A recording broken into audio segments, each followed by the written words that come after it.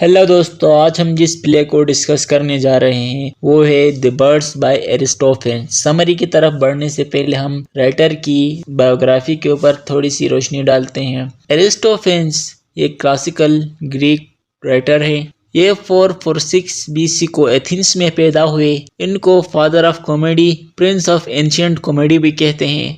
इनका इंतकाल 386 BC को डेल्फी में हुआ। इनकी कुछ मशहूर प्लेस में द फ्रॉग्स, द क्लाउड्स और द बर्ड्स शामिल हैं। द बर्ड्स क्लासिकल कॉमेडी है। इसको पहली दफा 414 BC को डायनीजिया नामी एक शहर में परफॉर्म किया गया। एक फेस्टिवल में इसको परफॉर्म किया गया और इस फेस्टिवल में इस प्ले को सेकंड प्राइज मिला। तो दोस्तों, समरी की तरफ बढ़ने से पहले हम इसके कुछ मेन कैरेक्टर्स को देखते हैं। सबसे पहले हमारे पास आता है पिस्थेटेरस। ये इस प्ले का प्रोटैगनिस्ट है। ये एथेंस का शहरी है जो वहाँ की लाइफ से फेड अप होकर हुपी बर्ड को ढूंढने जंगलात की तरफ निकला था। यूलपाइड्स ये भी एथेंस का ही शहरी है। पिस्थेटेरस का ये दोस्त है। ये दोनों हुपी बर्ड की तलाश में जंगलात में फिर रहे थे।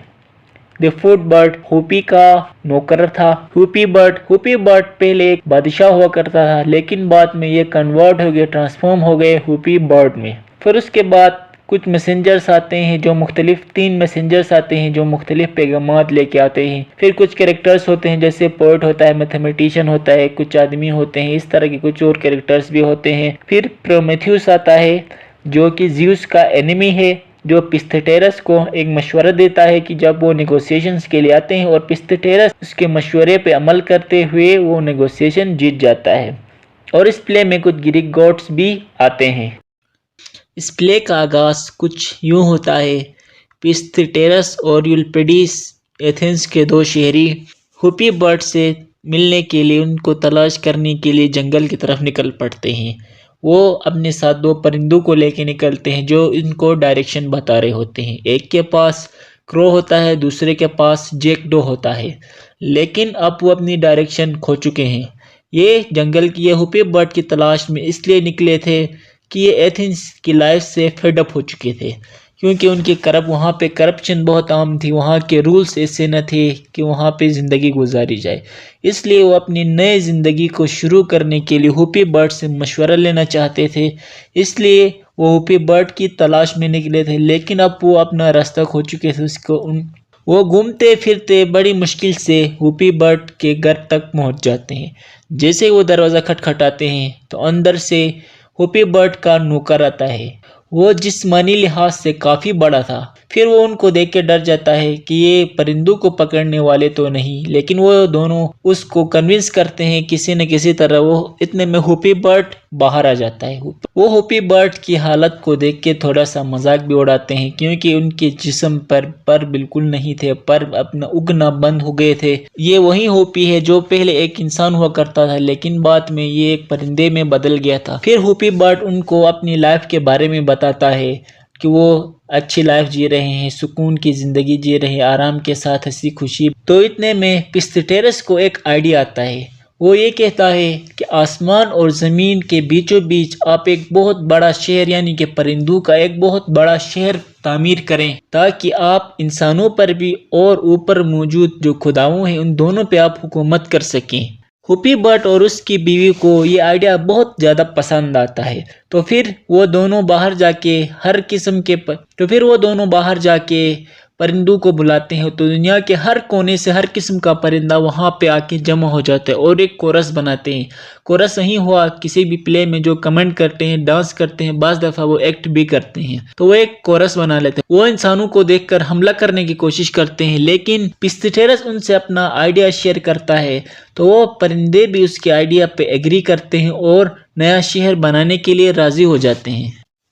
वहाँ से यूलपिडिस और पिस्थेटेरस हुपी बर्ड के घर जाते हैं। कोई जड़ चबाने के बाद वो भी परिंदे बन जाते हैं। फिर उसी टाइम वहाँ जो कोरस होते हैं, वहाँ पे मौजूद जो मुख्तलिफ बर्ड्स होते हैं, वो अपनी बड़ाई बयान कर रहे होते हैं कि किस तरह उनके जो फोर फादर्स थे, उनके आबा व अजदाद थे, उन लोगों ने खुदाओं पर भी हुकूमत की है, वो खुदाओं से पहले बने हैं, यानी कि वो अपनी अजमत और अपनी शान बयान कर रहे होते हैं। इतने में एक मैसेंजर बाहर आता है اور یہ بتاتا ہے کہ جو نیا جو شہر بننے والا ہے آسمان اور زمین کے بیچ، اس کا نام کلاؤڈ کوکو لینڈ ہوگا۔ تو وہ شہر شروع کرنے سے پہلے پستھیریس کوئی وہاں پہ ریلیجیس کچھ کر رہا تھا، جیسے کہ ہم کوئی اچھا کام کرنے سے پہلے کوئی نہ کوئی ریلیجیس کام کرتے ہیں، جیسے مندر میں جا کے ناریل پھوڑنا، کسی چیز کی قربانی کرنا، جیسے کہ کوئی بکرا بکری ذبح کرنا، اس طرح کی کوئی قربانی کرنا۔ تو پستھیریس بھی وہاں پہ شہر کے کام شروع کرنے سے پہلے کوئی ریلیجیس کوئی سیکریفائس وہاں پہ کر رہا تھا۔ تو اسی ٹائم کچھ وزٹرز آئے، جیسے کوئی پوئٹ آیا، کوئی اوریکل آیا، کوئی میتھمیٹیشین آیا، وہ اپنے سروسز اس شہر کے لیے دینا چاہتے تھے۔ تو پستھیریس نے ان سب کو وہاں سے بھگا دیا۔ پھر اس کے بعد وہاں 3 میسنجرز آتے ہیں جو مختلف پیغامات لے کے آ رہے ہوتے ہیں۔ سب سے پہلا میسنجر آ کے بتاتا ہے کہ شہر کی جو دیواریں ہیں وہ بن گئی، یعنی کہ شہر جو ہے وہ کمپلیٹ بن چکا ہے۔ پھر دوسرا میسنجر یہ کہتا ہے کہ شہر میں پرنسس آئرس پکڑی گئی ہیں جو زیوس کی بیٹی تھی، اس کو لا کے پستھیریس کے سامنے پیش کیا جاتا ہے۔ پستھیریس تو پھر اس کو بہت ہی برا بلا کہتا ہے، کہنے کے بعد اس کو چھوڑ بھی دیتا ہے۔ اور پھر آخر میں جو تھرڈ میسنجر ہے وہ کہتا ہے کہ یہاں پہ بہت سارے لوگ آئے ہیں، بہت سارے ان ویلکم وزٹرز آئے ہیں، کچھ انسان آئے ہیں، جن میں ایک آدمی آیا تھا، وہ یہ کہہ رہا تھا کہ اس کو یہاں پہ شہر میں کیا اس کے باپ کو مارنے کی پرمیشن دی جائے گی، کیونکہ جو نیا شہر بنا ہے تو یہاں نئے رولز ہوں گے، تو کیا اس کو اپنے باپ کو مارنے کے لیے پرمیشن مل جائے گی کہ نہیں۔ پھر اس کے بعد ایک پوئٹ بھی آتا ہے جو اپنی شاعری وہاں بیان کر رہا ہوتا ہے۔ یہ جو آنے والے ان سب کو پستھیریس بھگا دیتا ہے، وہاں سے باہر نکال دیتا ہے۔ اس کے بعد پرومیتھیوس کی آمد ہوتی ہے۔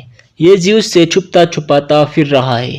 یہ آ کے پستھیریس کو بتاتا ہے کہ جو گوڈس ہیں، جو وہاں اوپر موجود جو زیوس وغیرہ ہیں، وہ اب سٹارو کرنے لگے ہیں، یعنی کہ ان کی شکتیاں، ان کے جو پاورز تھے وہ کمزور ہونے لگی ہیں، ان کو بھوک لگنے لگی ہے، کیونکہ انہوں نے بالکل زمین اور آسمان کے درمیان ایک شہر بنائے ہوئے ہیں۔ تو لوگوں کی طرف سے جو بیچی جانے والے جو بھی قربانیاں ہیں، جو بھی سیکریفائسز ہیں، جو بھی پریئرز ہیں، وہ اوپر نہیں پہنچ پا رہی، وہ درمیان میں ہی رک رہی ہیں، جس کی وجہ سے وہ اب کمزور ہو رہے ہیں۔ اور ان کو یہ کہتا ہے کہ اس وقت تک ان کے ساتھ بات چیت یا نیگوشیٹ نہ کرنا جب تک وہ آپ کی بات نہ مانتے۔